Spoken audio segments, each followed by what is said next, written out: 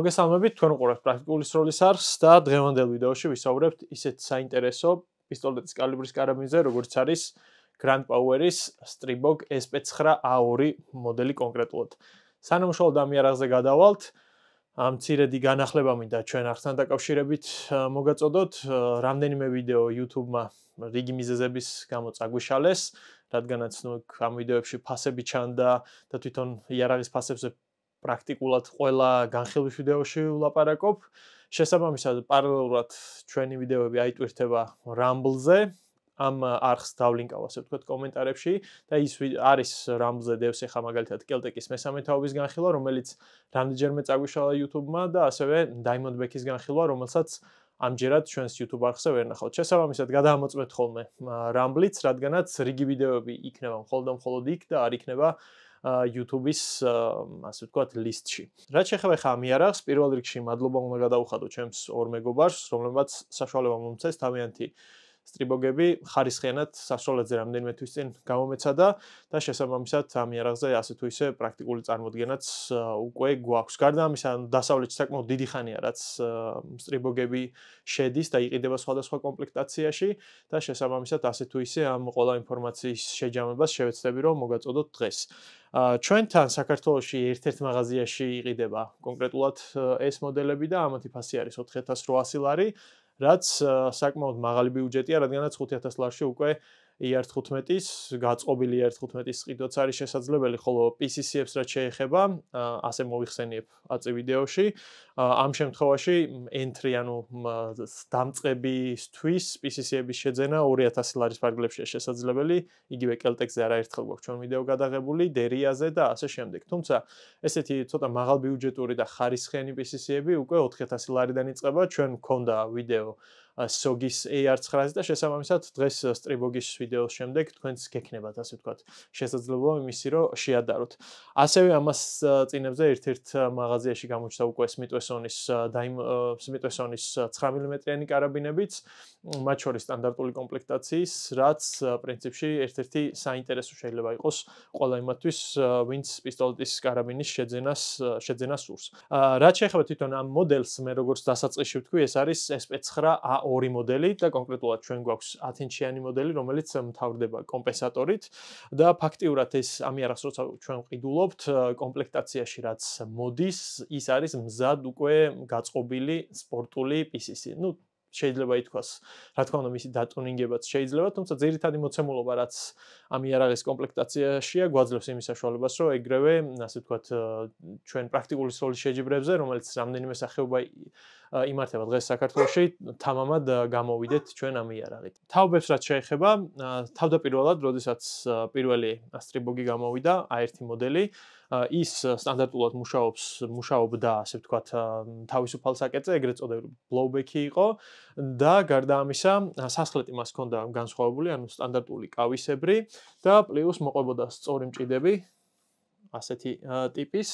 რა თქმა უნდა, ყოველთვის სასურველია, როცა ახალი იარაღს ვყიდულობთ, მისი, ასე ვთქვათ, მოდიფიცირებული და მოდერნიზებული ვერსია ვიყიდოთ. შესაბამისად, A2 და A3 თაობა ითვლება უკვე გაუმჯობესებულ მოდელებად და დახვეწილ მოდელებად. A2-სა და A3-ს შორის სხვაობა არის ის, რომ A2-ის შემთხვევაში თუ პირველ A1 მოდელზე გადასატანის სახელური გასროლისას მოძრაობდა და დადიოდა, A2 მოდელზე ეს უკვე გამოსწორდა. გარდა ამისა, მას უკვე სასხლეტით შეუცვალეს და აქვს უკეთესი სასხლეტი, ესეთი არა კავისებრი, არამედ ესეთი სწორი სასხლეტი, რომელიც არის ძალიან კარგი სასხლეტი და ის დარჩა, ასე ვთქვათ, ეგრეთ წოდებულ blowback-ზე მომუშავე იარაღად, რაც შედარებით უფრო მეტ უკუცემას წარმოშობს, ვიდრე ვთქვათ ისეთი PCC-ები, რომლებიც მუშაობენ როლიკებით დაყოვნებაზე. შესაბამისად, A3 მოდელი, რომელიც დღეს ჩვენთან საქართველოში არ არის, თუმცა დასავლეთში საკმაოდ ისე იყიდება და პოპულარულია, უკვე მუშაობს როლიკებით დაყოვნებაზე. მიუხედავად ამისა, A3 მოდელსაც საკმაოდ ბევრ პრობლემას შეხვდებით, ასე ვთქვათ, დასავლურ ვიდეოებში და ძირითადად ეს დამოკიდებული არის ვაზნებზე, თუ რომელ ვაზნას ვიყენებთ, რადგანაც ცოტათი ევროპული იარაღები ყოველთვის უფრო მეტად დამუხტულ ვაზნებზე არის ხოლმე გათვლილი და შესაბამისად ამერიკაში იყო ეს პრობლემები, რომ A3 მოდელები რიგ ვაზნებზე მუშაობდა არასაიმედოდ. რაც შეეხება ხა ჩვენს A2 მოდელს, ამ შემთხვევაში გვაქვს A1-ის დახვეწილი ვარიანტი, რომელიც მუშაობს blowback-ზე, როგორც ვთქვით, ანუ თავისუფალ საკეტზე, მისი გადასატანისახელური არ მოძრაობს, გადატანვის შემდეგ სასხლეტი არის შეცვლილი და ასევე ოდნავ დაპატარავებული არის საკეტის დამშვები.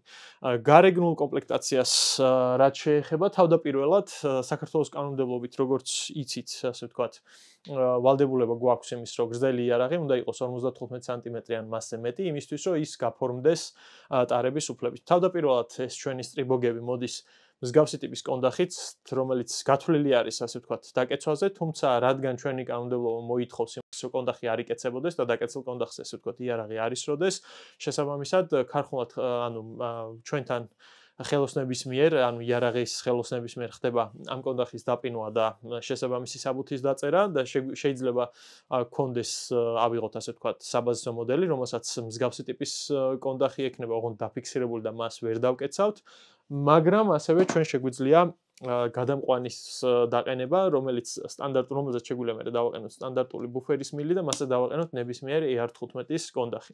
რა თქმა უნდა, ეს კონდახი თვითონ არის მიუხედავად იმისა, რომ საკმაოდ მსუბუქი და მინიმალისტურია, ბევრად ნაკლებად კომფორტულია და ამიტომაც ყოველთვის ჯობს, რომ დავაყენოთ გადამყვანი, რომელსაც სხვათა შორის QD სამაგრიც აქვს და შესაბამისად მასზე მე დავაყენოთ უკვე ნებისმიერი AR-15-ის კონდახი, რაც გვაძლევს ძალიან ბევრი ვარიანტის გამოყენების საშუალებას. პრინციპში ჩვენი გარეგნული აღწერა შეგვიძლია კონდახით უკვე დაწყებულად ჩავთვალოთ, რადგანაც ძირითადი საკითხი ამ თემასთან დაკავშირებით თქვი.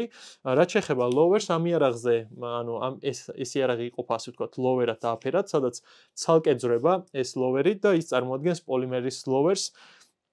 პირველი ყველაზე ესეთი ცოტათი მოუხერხებლობა ამ იარაღის არის ის, რომ მას თავისი კონკრეტული მჭიდები აქვს და შესაბამისად ეს lower-იც გათვლილი იყო კონკრეტულად თავისი Grand Power-ის მჭიდებისთვის.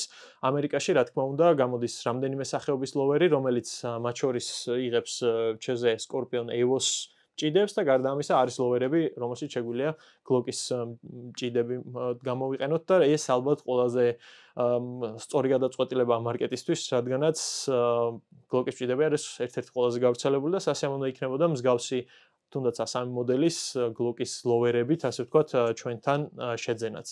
რაც შეეხება upper-ს, ის წარმოადგენს ესეთ ალუმინის მონოლითურ upper-ს და აქ განსაკუთრებულობა, ზედა მხარეს გვაქვს ჩვეულებრივად პიკატინის, ასე ვთქვათ, ლიანდაგი და მასზე დაყენებული არის დაკეცვადი, ოღონდ პოლიმერის, ანუ პლასმასის სამიზნეები წინ და უკან. ეს, რა თქმა უნდა, კარგი დამატებაა, სულ არაობას ყოველთვის ჯობს, რომ რაღაცა ტიპის სამიზნე მაინც კონდეს და საინტერესო ის არის, რომ ეს სამიზნეები ამ სამიზნეების გამოყენება შეგვიძლია როგორც ასე ვთქვათ, გამართულ მდგომარეობაში, ასევე დაკეცილ მდგომარეობაში, მათ აქვთ დაბალი აპერტურაც, რითიც შეგვიძლია დამიზნება.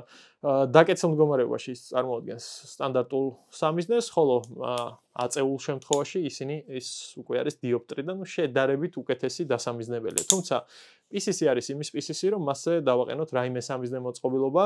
ჩვენ როგორც გითხარით, ორი მოდელი გამოცადეთ ამ სტრიბოგის, ერთი კომპლექტირებული იყო სტანდარტული კონდახით, რომელიც დაპინულია და არ იკეცება, მეორე AR-15-ის ტიპის კონდახით, ერთზე გვეყენა 3X-იანი გადიდება პრიზმული ვორტექსის, ხოლო მეორეზე, რასაც თქვენ ახლა ხედავთ, ეს არის ჰოლოსანის კოლიმატორი.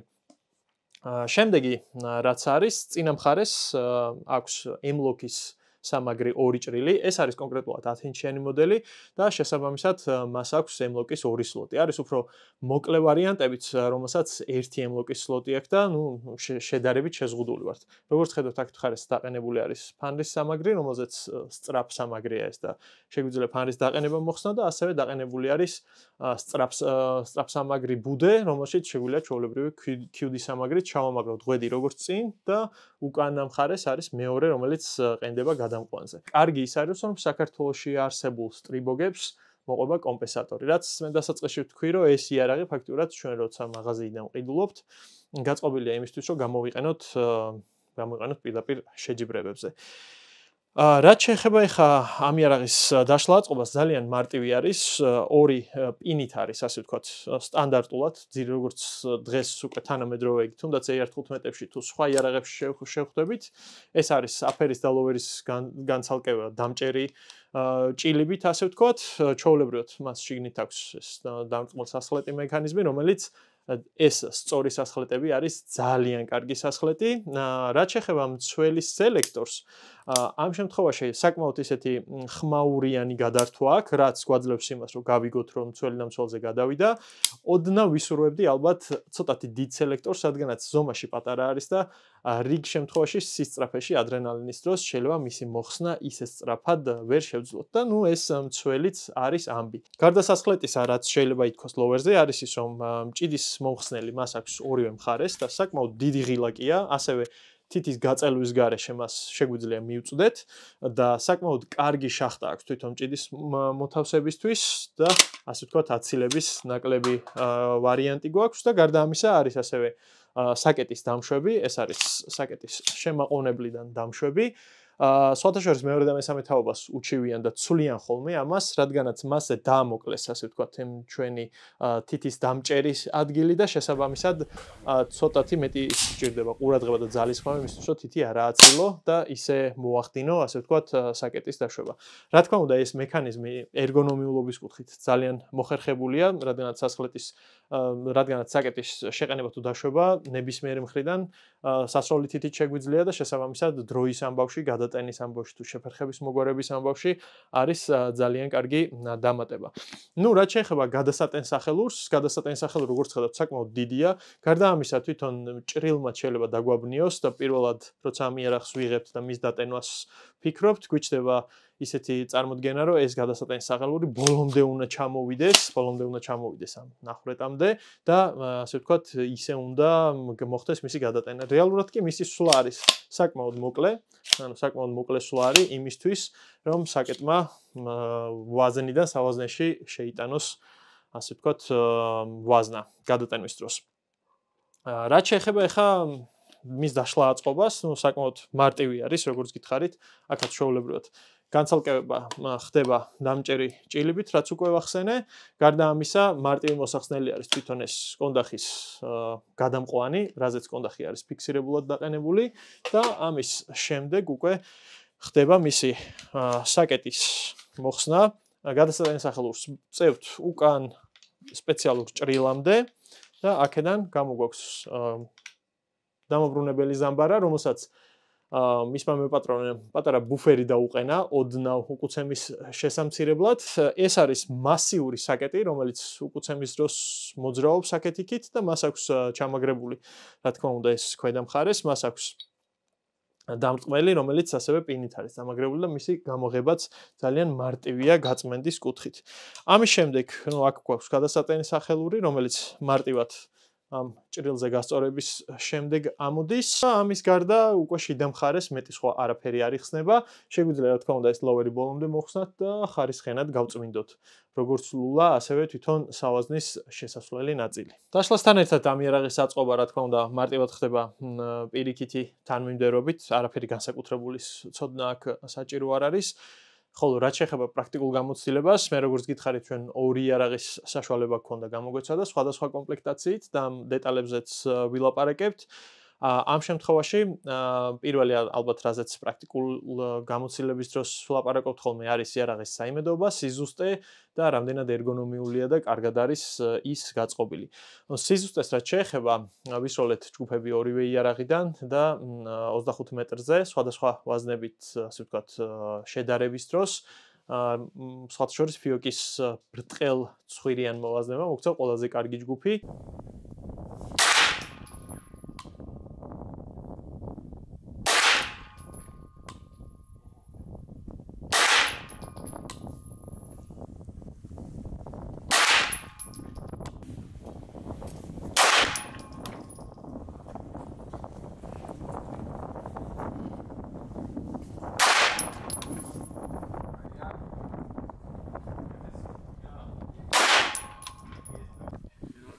ბეჭვა 5 ტყვია არის აქ და ხადაო.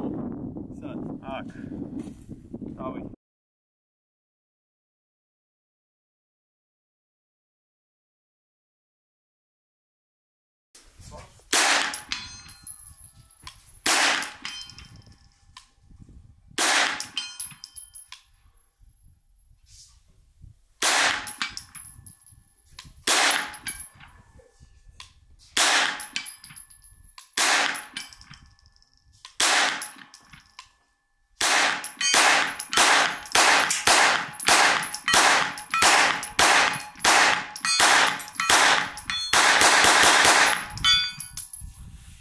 საიმედოობას რაც შეეხება, მიუხედავად იმისა, რომ სხვადასხვა მჭიდებზე და განსაკუთრებული პრობლემა არის ხოლმე, ასე ვთქვათ, სწორ მჭიდებზე, არც ერთი შეფერხება არ ქონია ჩვენ სელიერ-ბელოს ვაზნები ვისროლეთ დაახლოებით 200-ზე მეტი, ორი იარაღიდან, არც ერთი შეფერხება არ ქონია, ანუ არც მჭიდებზე პრობლემა არ ქონია.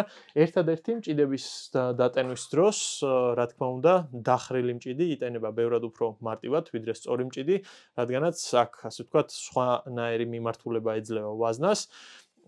დასავლეთში განსაკუთრებით არაქევენ ამ სწორ მჭიდებს და მესამე თაობას რკინის შანართიანი მჭიდებით კი მოყვება, თუმცა რა ვიცი, ჩვენ შემთხვევაში განსაკუთრებული პრობლემა მჭიდებზე არ ქონია. ერთი რაც უნდა აღინიშნოს არის ის, რომ აი ეს ტუჩები, ასე ვთქვათ, მჭიდების თითქოს ერთი შეხედვით დახრილზე უფრო სქელი ნაკეთობა მომეჩვენა და გარდა ამისა, რამდენიმე მჭიდს მცირედი რამდენიმე თვიანი გამოყენების შემდეგ უკვე ეტყობა, რომ მას ტუჩის ნაწილები აქვს ცოტათი ამოტეხილი. ეს რა თქმა უნდა მეტყველებს იმას, რომ ეგ მჭიდები დიდხანს, ასე ვთქვათ, არ გაძლებს, თუმცა იგივე როგორც გითხარით, რკინის ჩანართიანი მჭიდების შეძენა შეიძლება და ასევე დასავლურ ვიდეოებში წავაწყდებით, რომ მჭიდის საყრდენად გამოყენების დროს ASA მოდელებს და AOR მოდელსაც, ანუ დასავლეთში AOR მოდელს ქვია A1 Gen 2, ქონდა ასევე პრობლემები. ჩვენ შემთხვევაში, როგორც გითხარით, მე არც ერთი გაჭედვა არ ქონია ამ იარაღზე, on სელიერ-ბელოს ვაზნებით და FIOK-ის ვაზნებით. სხვა ვაზნები უბრალოდ ფიზიკურად არ გამოგვიცდია. სიზუსტეზე მე ვთქვი, რომ საკმაოდ კარგი სიზუსტე ქონდა, საიმედოობაც ვთქვი და რაც შეეხება ხა ბალანსს და გაწყობას, აქ არის რამდენიმე მომენტი. პირველი იარაღი, რომელიც იყო სტანდარტული წვრილი კონდახით, უკუცემის დროს საკმაოდ იგრძნობოდა მისი გასროლა მხარში, თუმცა მეორე მხრივ ამ იარაღს ეყენა სამჯერადი გადიდება, რაც მანძილზე სროლის დროს და ჩვენ მანძილზე ვისროლეთ მაქსიმუმ 100 მეტრზე, სხვადასხვა ზომის სამიზნეებზე, აი თავისუფლად ხდებოდა ზედმეტი იმის ძალისხმევის გარეშე. რაც შეეხება ამ იარაღს, როგორც ხედავთ, მას წინ სახელური აქვს დამატებული, ამ შემთხვევაში ესეთი ვერტიკალური სახელური, ჩვენ რა თქმა უნდა შეგვიძლია გამოვიყენოთ სხვადასხვა, როგორც handstop-ი, ასევე დახრილი კუთხოვანი სახელური თუ რაც იქნება, მოკლე იარაღებზე ყოველთვის სასურველია, რადგანაც დამიზნების დროს როცა ხელი ხვდება პისტოლეტის სახელურს, ჩვენ უკვე იცი, რომ თითი გაქვს, ანუ აქეთა ხელი გაქვს უსაფრთხო მანძილზე და ნუ შეგიძლია უკვე სროლის დაწყება. პისტოლეტის სახელური არის ძალიან მოსახერხებელი ზომით ყოველ შემთხვევაში ჩემი ხელისთვის და კონდახს რაც შეეხება, ნუ მე ამ კონდახს არ დავაყენებდი, თუმცა მისმა მეპატრონემ ეს გადაწყვიტა, ეს არის MFT-ის მინიმალისტური კონდახი და ალბათ უფრო სასიამოვნო იქნებოდა ამაზე მაგპოლის SLK ან რაიმე მსგავსის დაყენება, რომელიც ასევე ეწვრილია, თუმცა უკეთესი სამხრი აქვს მას. და შემდეგ რაც უნდა ითქვას, ეს არის სამიზნის სიმაღლე. ამ შემთხვევაში აყენია ჰოლოსანის 403, რომელსაც ცოტათი მაღალი რაიზერი აქვს, იგივე მაგალითად ზიგის რომეო 5-თან შედარებით და შესაბამისად ცოტათი სპეციფიური დასამიზნებელია, ნუ ალბათ ამას მიჩვევა და ვარჯიშიც სჭირდება, რადგანაც თავის ოდნავ მაღლა აწევა გვიწევს. მე ალბათ დავაყენებდი ცოტათი უფრო ნაკლებ ამაღლებაზე, რადგანაც როგორც ხედავთ, კონდახსა და სამიზნე მოწყობილობას შორის არის დიდი დაშორება შედარებით. მეორე ვარიანტი არის ის, რომ კონდახი უფრო მაღლა ავწიოთ და შესაბამისად უფრო დაიკლებს ჩვენი ლოყის სიმაღლე დამიზნების ხაზთან მიმართებაში და შესაბამისად უფრო კომფორტული დასამიზნებელი იქნება ისეთ კოლიმატორებზე, როგორცაც ანუ იმ სიმაღლის სამაგრებზე, რომელიც კონკრეტულად ამ კოლიმატორს უყენია. რაც შეეხება ხა უშუალოდ სროლის პროცესს, აქამდე რა PCC-ებიც მისვრია, ვერ იტყვი, რომ რაღაც იმათზე განსაკუთრებით მეტად ირტყმევინება, პირიქით საერთოდ ვერ იტყვი და უნდა ითქვას, რომ პირიქით უფრო სასიამოვნო სასროლია, იგივე კელტეკებთან შედარებით, დერიასთან შედარებით და ასე შემდეგ. ალბათ ნაწილ როლს ეს დიდი სამპორტიანი კომპენსატორიც თამაშობს და მიყრით სროლა, სწრაფად სროლა, თვითონ ეს სასხლეტიც გვაძლევს იმის საშუალებას, რომ სამიზნე და სამიზნეზე სწრაფად გადავიდეთ და შესაბამისად სწრაფად დავაზიანოთ.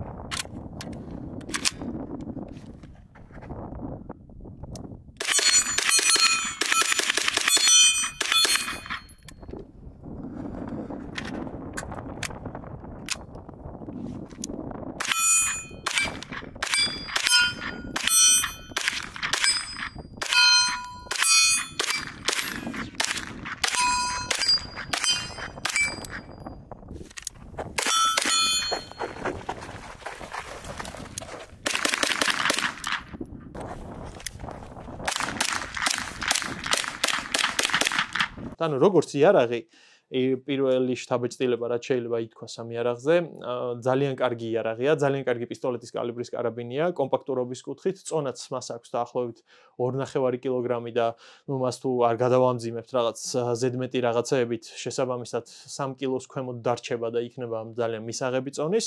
სიზუსტეზე ვთქვი, საიმედოობაზე ვთქვი და შემდეგი, ასე ვთქვათ, შემაჯამებელი ფაქტორი რაც უნდა იყოს, რატო უნდა შევიძინოთ მაინც და მაინც სტრიბოგი. Ну, ჩემი წარმოდგენით, ალბათ თუ ჩვენ AR-15 უკვე გვაქვს და არ ვინ რამე მსგავსი ვიყიდოთ და გარდა ამისა, გვინდა რომ განსხვავებული იყოს ვიზუალის შემთხვევაში და განსხვავებული მწარმოებელი, ამ შემთხვევაში სტრიბოგი მისაღები არჩევანია, იმიტომ რომ როგორც იარაღი ის ძალიან კარგი შთაბეჭდილება დატოვა ჩემს და მე პირადად ძალიან მომეწონა. მაგრამ არის მეორე მხარე, ეს არის ფასი, რომელიც ძალიან იქბინება, იმიტომ რომ 4800 ლარი არის საკმაოდ დიდი ბიუჯეტი. იმის გათვალისწინებით, რომ ეს იარაღები $1000 ღირს დასავლეთში, არც ისე სამართლიანი ფასია და შესაბამისად ალბათ მთავარი რის გამოც თქვათ მე თავს შევიკავებდი ამ იარაღისგან არის ფასი. თუ ჩვენ ფასში შეზღუდულები არა ვართ, ამ შემთხვევაში ეს იარაღი არის ძალიან კარგი შენაძენი და ჩვენმა ესე თქვათ პირველმა შთაბეჭდილებამ, პირველ გამოცდილებამ ორი იარაღისა გვაჩვენა რომ საკმაოდ საიმედოდ მუშაობს ჩეხურ ვაზნებზე უპრობლემოდ, საკმაოდ ზუსტია, ძალიან სასიამოვნო სასროლია და სხვა რა შეიძლება ითქვას. ვიზუალიც სუბიექტურია. მე პირადად მომწონს ეს იარაღი, უბრალოდ ცოტა სხვანაირად გავაწყობდი, ასე ვთქვათ. პრინციპში ეს არის, რისი თქმა შეიძლება სტრიბოგზე. საინტერესოა, რა თქმა უნდა, ამ იარაღის მომავალში, როცა უკვე ბევრი ნასროლი დაუგროვდება, როგორ იმუშავებს, რანაირად ამოვარდება თუ არა ხარვეზები მასთან მიმართებაში. იდეაში მხოლოდ თანხას ვიხდით, რომ და ისეთი ერთი შეხედვითაც საკმაოდ ხარისხიან შთაბეჭდილებას ტოვებს, წესით ბევრ პრობლემას აქედან არ უნდა მოველოდებოდეთ. ნუ, შემდეგ უკვე ჩვენი მომენტი არის, თქვათ იგივე ბიუჯეტური მიმართულებით წავალთ, ამის ნახევარ ფასში ვიყიდით თურქულ PCC-ს, თუ ვიყიდით იგივე Keltex, თუ რაც იქნება, თუ ჩვენი არჩევანი გაჩერდება სტრიბოგზე. გარდა ამისა, როგორც გითხარით, უკვე ნელ-ნელა დაიწყო ჩვენს ბაზარზე სხვადასხვა PCC-ებმა შემოსვლა და ძალიან დიდი იმედი მაქვს, რომ მომავალში Daniel Defense-ის PCC-სთანაც გვექნება საშუალება. თუმცა განხილვის საშუალება, თუმცა ბიუჯეტის მხრივ ის რა თქმა უნდა ამაზე უფრო ძვირი სიამოვნება არის. მაშასე ეს იყო ჩვენი ვიდეო სტრიბოგთან დაკავშირებით და დროებით და შემდეგ ვიდეომდე.